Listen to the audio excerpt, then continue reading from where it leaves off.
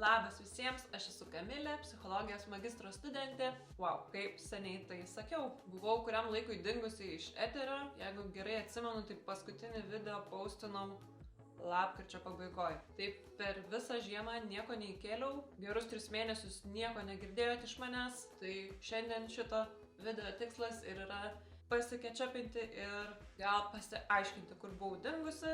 Iš tikrųjų, norėčiau turėti gerą pasiteisinimą, bet gerą pasiteisinimą neturiu. Tiesiog buvau labai susikoncentravusi į studijas ir į praktikos atlikimą. Tai kas nežinot, studijuoju psichologijos magistrą, sveikatos psichologijos programą ir jau eina mano paskutiniai 2 metai, paskutinis semestras. Pirmus metus gana daug filmavau video apie savo studijas, tai jeigu įdomu pasižiūrėkit.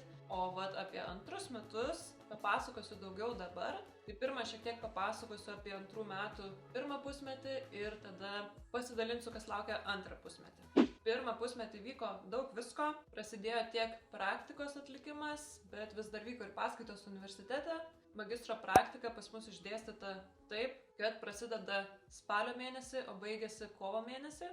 Tai pirmam pusmetį turim spalį, lapkritį, gruodį, sausį, 4 mėnesius praktikos ir tada vasaris ir kovas persidengia 2 pusmetyje. Ir pirmi 3 mėnesiai praktikos yra netokios didelės apimties, mums priklauso eiti 1 dieną per savaitę, o kiti 3 mėnesiai pasidaro daug intensyvesni ir reikia eiti 4 dienas per savaitę. Tai va, vos tik praktika prasidėjo šitų tempu, labai pasijuto ir tiesą pasakius, man kitiem dalykam ir laiko ir motyvacijos tikrai neliko. Tai buvau tokia susifokusavusi į praktiką, visas jėgas sutelkus tenais, toks įsijungia grinai išgyvenimo režimas. Jis vis dar įsijungęs, kol nesibaigs praktika, tol jisai bus aktyvus. Tai va, man apie jokius video nebuvo net kalbos filmuoti iš tikrųjų. Kaip man sekėsi ta praktika?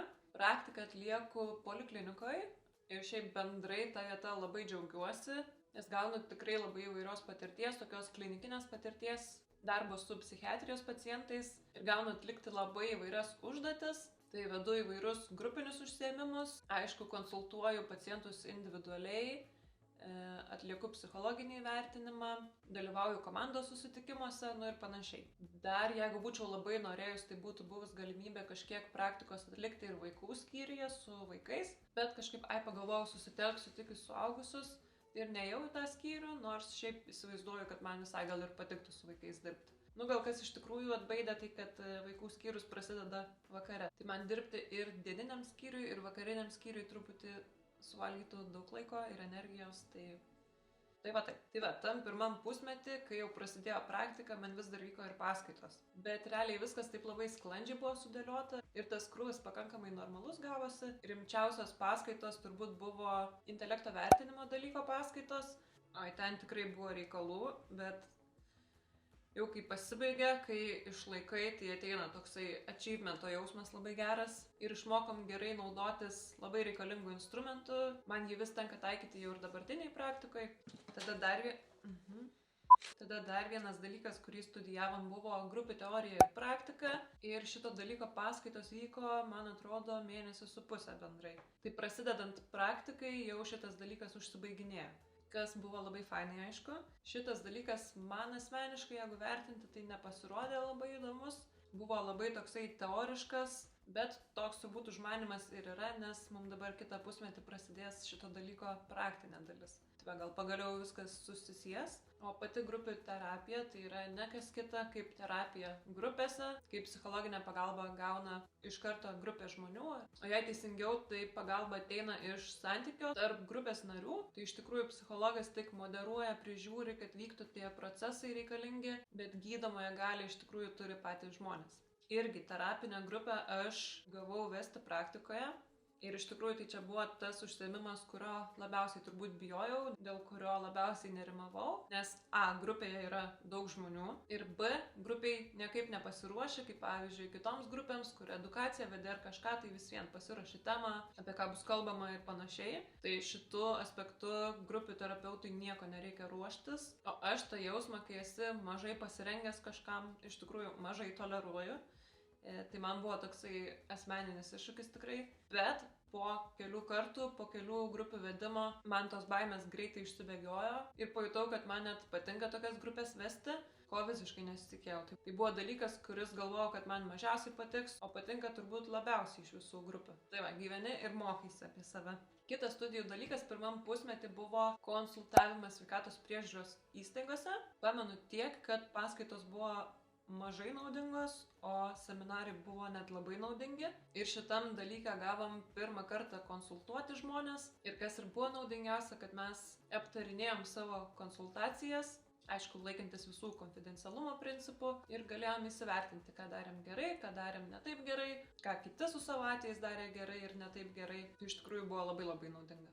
Tik juokinga, kad kadangi sveikatos psichologija ir klinikinė psichologija yra atskirtos ir yra dvi kryptis, realiai pasimatė, kad praktikoje šito atskirimo nėra, nes visi žmonės, kurie užsiregistravo mūsų konsultacijoms, sveikatos psichologų būtent, atėjo su tokiam problemam, kurios šiaip labiau priskirtinos klinikiniams psichologams ir apie ką jie daugiau mokosi, o mes ne. Aš irgi dabar į tą praktikos vietą, į kurią esu išėjusi, tai tą pačią praktiką gali atlikti ir klinikinis psichologas. Tai žodžiu, ką bandau pasakyti, kad labai pasimatė, kad to akademinio atskirimo tarp klinikinės ir sveikatos psichologijos praktikoje nelabai yra. Abiejų programų studentai galiausiai gali dirbti lygiai tą patį darbą. Ir aišku, paskutinis pirmo pusmečio dalykas buvo magistro darbo projektas ir pirmo pusmečio užduotis buvo atlikti magistro tyrimą pilnai, surinkti tyriamuosius. Tai man tą pavyko pasidaryti, ačiū Dievui, nes mano tyrimieji šiaip buvo senyvo amžiaus žmonės, tai baiminausi, kad bus juos labai sunku surasti. Ir taip ir buvo iš tikrųjų. Ir vis tik didžiąją dalį jų surinkau internetu, kas iš pradžių nesitikėjau, kad bus įmanoma, bet pasirodo dabartiniai pensininkai yra labai modernus. Tai va, tiek būtų apie pirmą pusmetį, bet jau yra prasidėjęs ir antrasis pusmetis, tai papasakosiu, kas laukia manęs jame. Tai pirmas dalykas, antram pusmetį yra persidengintys 2 mėnesiai praktikos, tai tiesiog tęsiu, ką dariau. Ir po to bus atsiskaitimas už praktiką, gynimas. Tada turėsiu grupių teoriją ir praktiką antrą dalį, tą praktikinę dalį, kur mokysimės vesti grupės, ką aš jau dariau savo praktikoje poliklinikoje, tai dėl šito visai nesijaudinu. Šitas dalykas turėjo vykti maždaug mėnesį, kiekvieną pirmadienį, kovo mėnesį, bet mano grupiai pasislinko viskas į balandžio mėnesį, tai kai pasibaigs praktika, aš dar turėsiu paskaitų pirmadieniais visą balandį. Ir aišku, magistro baigiamasis darbas. Šitą pusmetį reikia pilnai užbaigti magistrą. Ir gegužės gale jį apsiginti. Ir bus viskas. Kiek čia kovas, balandis, gegužė, 3 mėnesiai.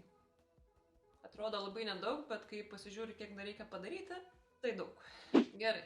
Tiek reikalų su mano studijuojamais dalykais antrais magistro studijų metais. Jeigu jums įdomi mano šitą tapimo psichologija avantūra, tai pasubscribinkit, palaikinkit šitą video, palaikykit.